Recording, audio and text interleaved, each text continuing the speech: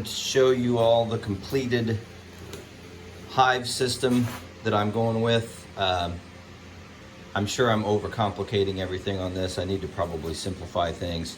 This is the bottom. Got a vent hole. Took away some of the drain holes I used to put in here. I just don't think it's necessary. Here's the little my little door. So what's going to happen here is I'm going to be putting a tray and diatomaceous earth down here, and this will be my access to it. If you can see that, this will be my access. That's all ready to go. Then on top of that, we put the bottom screen. Now what I've done here is above the screen here is just 3/8 of an inch bee space. Also built-in mouse deterrent, because they can't fit their heads into a 3/8 inch opening. This is my board under the screen now for the dividers when I do the 2x2s, side-by-side nukes. So there's where that's going to sit. As you can see, I can remove any number of combos of entrances. I can remove the entrance here. If I split it, I can have an entrance here, I can have an entrance here and split it on the other side, or I can have them side by side. Kind of made that a little more versatile. Okay, you can see how that sits on there now. So now I got my box. There's the opening. I can put this in here and make the opening a little smaller if I want. I've changed that up. I used to staple the hardware cloth on the opening. Now what I'm doing is I'm just bending it in half. Set that in like that. It blocks it. You still get airflow. I don't have to keep folding it up and down and all that nonsense. I'll just have a couple different sizes of these. I can take them in, take them out. I can put the divider in to make it a side-by-side. And here's my inner cover.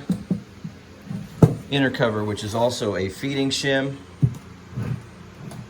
It's going to be vented on the top, front and back. Vent hole coming up. I have discovered over time here they seem to actually end up closing these off, but I'll let the bees prop this shut if they want. There's my hole for my rapid round feeder. That's going to go like that. And here's my tops. These are going to be my lids. Just doing a little bit simpler lid. All the extra stuff I think is just not necessary. It's a place for spiders and moths and stuff to hang out and hide in the corners. I do think eventually I'll be putting a piece on each end just to help it so it doesn't warp. That would be the only reason really to put the telescoping lid cover type thing. But basically that's going to be the setup, and that's basically complete. I'm going to start moving that stuff outside, getting the new hive stand set up. Hopefully that was a good explanation of everything.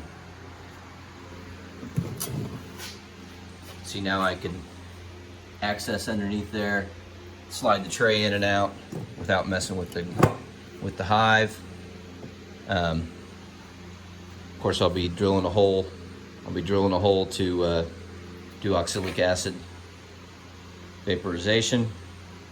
Also painted the tops white so I can write notes on it. I think that's about it.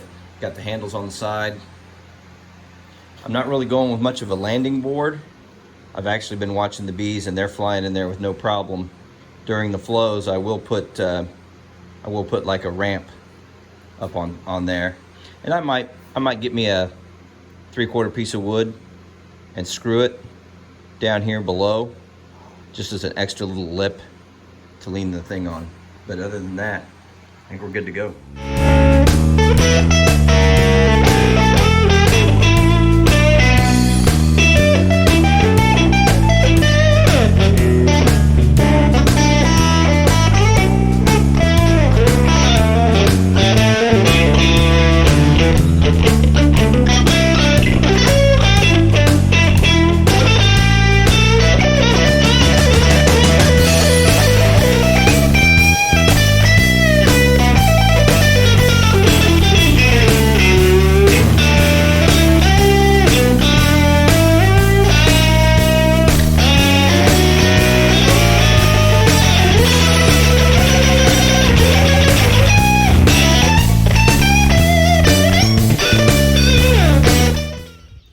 out this pollen that's coming in. This bright red stuff is crazy. See if it shows up. Yep, there it is. I mean, that little girl's got it all over her. It's on her head and everything.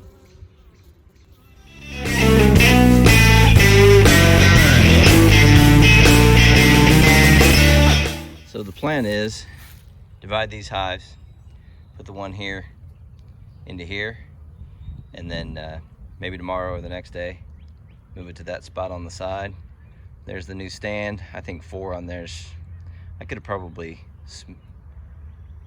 fit 5, but I'm not going to. And then I'm gonna split that one there and put one of them into that one.